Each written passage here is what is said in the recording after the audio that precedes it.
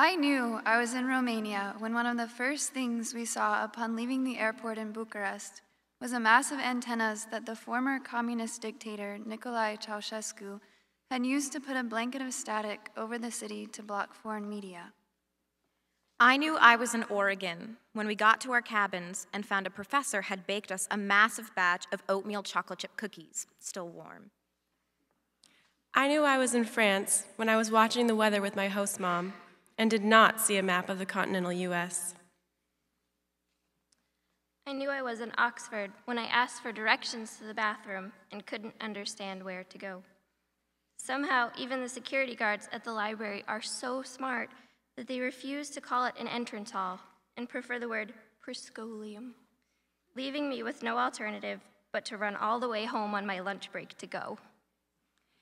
I knew I was in Costa Rica when I smelled bread baking from panaderias along the street corners and when I ate rice and beans in every meal.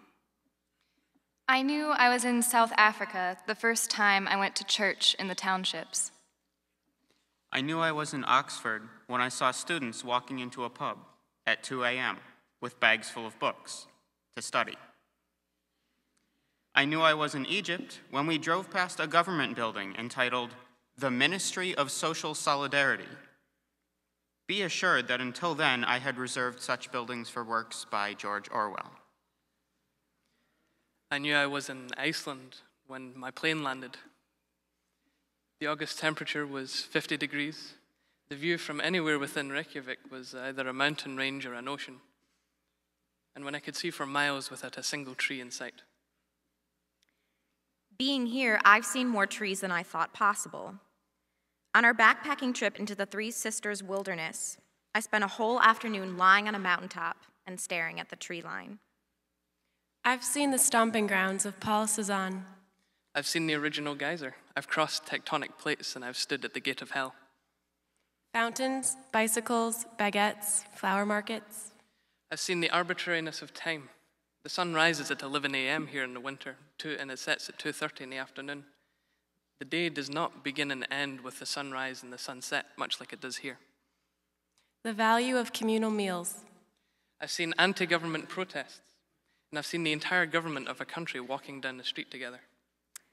I've seen hospitality like I never have before. I've seen families give up everything for an estadounidense in order to make me feel welcome, loved, and cared for. I've seen exquisite natural beauty, cloud cover coming in over Table Mountain, shell-cluttered beaches along the Indian Ocean, fine bisque scrub, and real wild dolphins. I've seen myself differently, my reality as a North American woman, college student, as something that is worlds apart from the typical Nicaraguan life. I've seen shacks made of tin and shopping malls with touch-screen store directories, both within 7 kilometers of where I live. I've seen how much education has played a role in my life and influences the way I think and see the world. I've seen the lingering resonances of apartheid everywhere. I've seen a society that's not afraid to ask hard questions about race and identity and poverty, and that's struggling to move forward without giving in to apathy or bitterness. I totally embarrassed myself when I set off the house alarm at my host family's home. Somehow I never totally embarrassed myself abroad. This scares me immensely because I suspect it means I actually embarrassed myself quite frequently and didn't even notice. I fainted trying to carry a bucket of water on my head, and it was a small bucket. I asked my junior dean for napkins at dinner, only to find out that they're called serviettes, and only women use these so-called napkins 1 week a month. I've never turned or watched him turn so many shades of red at once. I stalked John Paul White of the Civil Wars in San Francisco. He asked me if I was running because I was breathing so hard, and I said, "No, I'm just really excited." He let me take a picture with him anyways. Living here, I've learned that people aren't kidding when they say that English make tea for every occasion. I'm learning to receive hospitality well.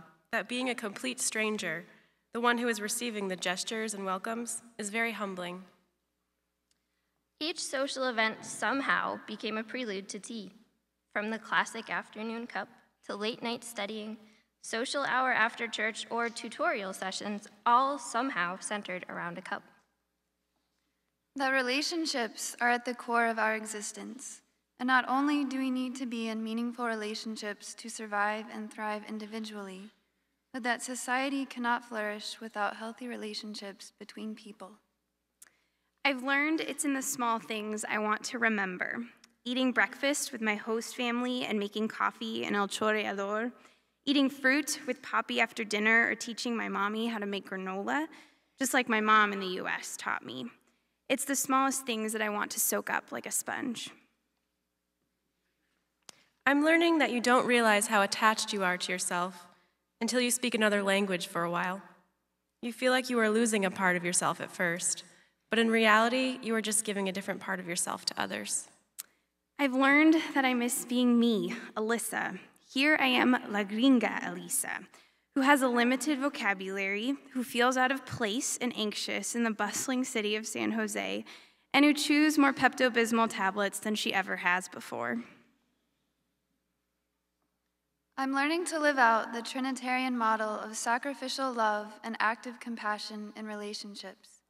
I've seen the need for this love to be active at every level of society, from the family and educational institutions all the way up to government institutions and our churches. I was surprised by the Icelanders' ability to go with the flow. Their unofficial national motto is "Það reddast," which means everything will be all right. This from a nation who saw their entire economy collapse 4 years ago. I was surprised by the French mandate for complete honesty, even when that means they're handing back your test and announce to the rest of the class your grade, what you did horribly, and what you could have done better.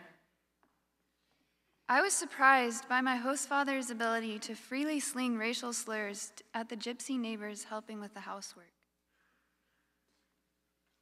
I felt at home in Iceland when I got home from classes, opened a cold drink, sat down and read the local Icelandic newspaper. I felt at home in Oregon on the first day when I saw the lavender growing beside the front porch of my cabin. I felt at home in Romania when I was running errands around town, and girls from the dance class I helped teach would stop to talk to me in Romanian. I felt at home in San Jose after I spent a weekend away and walked through my door on Sunday evening, feeling like I was returning back to something familiar, to my own neighborhood, my own house, and my own new family. I felt at home in Oxford when my favorite sandwich guy, Ricardo, started making my tea as soon as I walked into his market stall. And his wife greeted me with a wink and a free candy bar, slipped across the counter when her husband's back was turned. I felt at home in X when I became a local at my favorite pastry shop and finally had the bus system figured out. I went on a camping trip with 6 other Americans and 6 African friends from school. We ate hot dogs with real Heinz ketchup for dinner the first day and an African starch called pap the next. We stayed up each night around the fire talking, and I realized that I felt as fully myself as I'd ever felt with anyone in any place. Shortly after the beginning of the revolution in Egypt, the government declared martial law. Then the apologies began. Complete strangers would apologize to us in the streets. This is something Egypt has to do. We are sorry you have to see Egypt like this. It was baffling. They were apologizing for their dictator to a glorified tourist. For some reason, I suddenly felt at home, comforted, as if even in the midst of a revolution, people had my best interests in mind. And after 2 months, I missed stability the most. It's funny because in Oxford, after 2 months, I wanted adventure. I wanted to get out of the libraries of Oxford and see something new, do something different. I had spent more time interacting with dead authors than living people. Fast forward to Egypt, Turkey, Israel. I had moved about more in 2 months than in the rest of my life and had more adventures than I knew what to do with. I missed Chipotle. Eating at normal dinner times. inexpensive food and the people to share it with. The way my friends knew me at Gordon and how they got my love of tall buildings. Dunkin' Donuts iced coffee. Big events in my family. My sister's gotten engaged, and I'm halfway around the world. Family and my church on the North Shore. Instant goodwill and offers of friendship from perfect strangers. After 3 months, I'm questioning why I go to church on Sunday.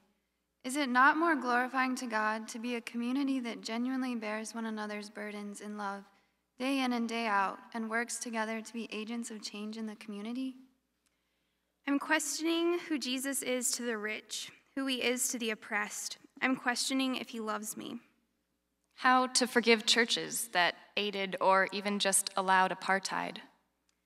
I'm questioning capitalism, and I'm perplexed by Cuba. After 3 months, I'm questioning the values of American culture, like capitalism, and the values of American subcultures, like anti-capitalism, so everything. I'm questioning why I went to Iceland in the first place. I didn't complete what I went out to accomplish, but as a believer in the will of God, I believe it was for something. I just don't know what that is yet. I'm also questioning what it means to be a Christian and an intellectual in a country where academia and culture are prime, but roughly 80% of the population professes to have never touched a Bible. After 3 months, I'm questioning what home really means, and if maybe I've made some new version of it here, in the heart of an ancient city that itself cares nothing for me, but whose people have carved out a little place for a bumbling, if well-meaning girl from Boston.